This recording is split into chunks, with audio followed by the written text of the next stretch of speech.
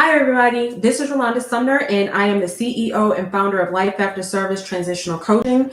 And today on Veteran Retention Minute, I'm going to ask you the question of, are you compensating your veterans appropriately? This is a question that many of the members of the veteran community ask. We're really concerned that when we start our jobs that we're getting paid correctly, because oftentimes it feels like it's so low.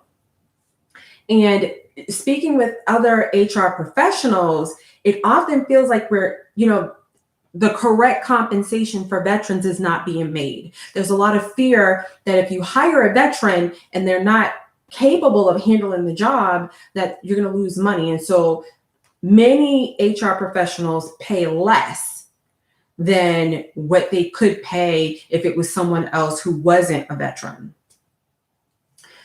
When you fall into this pit of fear, it's going to cost you money in the long run at the end of the day. So if you don't pay your veterans appropriately, they're going to eventually leave and find better opportunities. And what better opportunities means is that they found an organization that's going to pay them better than what you're paying them. It's going to give them the other compensation part of the package that they want.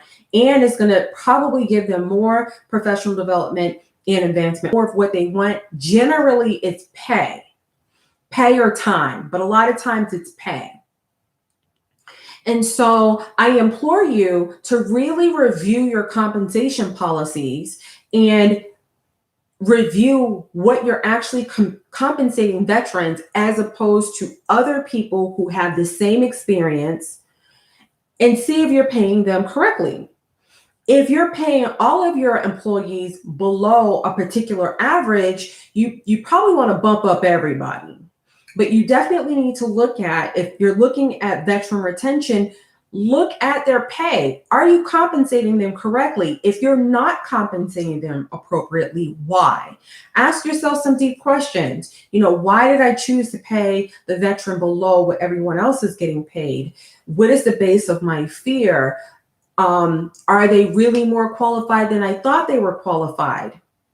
Because you're going to lose a great asset. There's a reason why you hired veterans. We have particular characteristics. We have an internal ethos and ethics, and we have a way of picking up information quickly, learning it, and then executing it very quickly. And so there's a reason why you're specifically looking for veterans. In that process, you need to go ahead and compensate them appropriately. In the comment section below, or in the narrative below, I list a link to the SHRM Compensation Data Center. And what that does is it helps you create a report that's specific to your organization so that you can analyze if you're paying your veterans appropriately. Another resource that you can use is LinkedIn Salary. LinkedIn Salary will give you a broad view of how much someone of that same title is getting paid throughout the country and in your specific area. There's also payscale.com. When you put in the skills of the person, you can also find out what they need to get paid, and as opposed to what everybody else is getting paid. And then there's Glassdoor. So there's resources out here that you can use so you can really look at what that particular position is worth and what that person should get paid based off of the experience that they are sharing with you. It's really important that you start to look at compensation so that you understand, and so that you can give your veteran employee, what they need to focus on their job.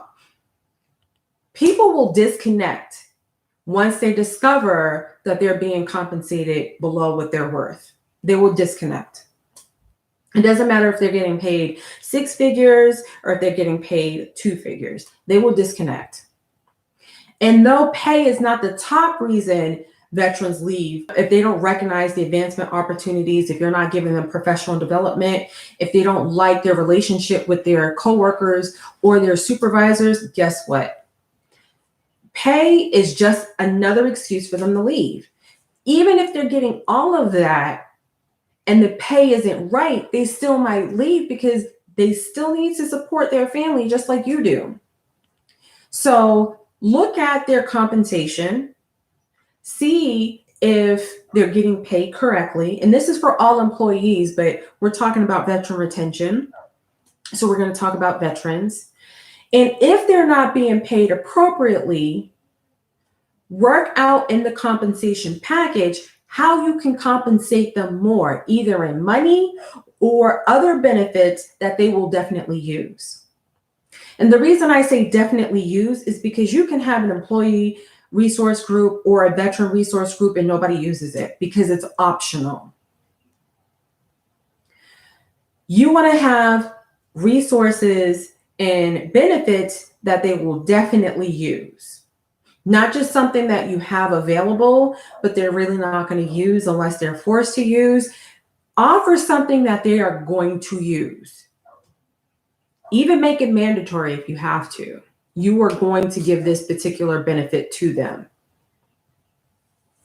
If you have questions, comments, or concern about how to retain your veterans in your organization past the traditional year mark of veterans leaving, email me at info@lifeafterservicecoaching.com. Look for me on my website at lifeafterservicecoaching.com or find me on Facebook at Life After Service Coaching. It was wonderful speaking to you today, and I look forward to speaking with you soon.